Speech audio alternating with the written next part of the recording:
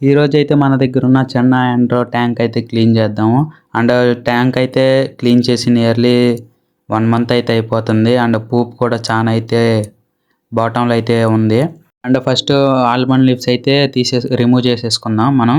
And తర్వాత ఒక 5 minutes అయితే వదిలేద్దాం ట్యాంకు నార్మల్ కదిలీకుండా. అండ్ అప్పుడైతే పూప్ అంతా కింద అయితే సెటిల్ డౌన్ అయితే అయిపోయింది. అండ్ మన దగ్గర ఉన్న సైఫన్ పంపుతో అయితే పూప్ని అయితే కలెక్ట్ అయితే చేయొచ్చు అనమాట.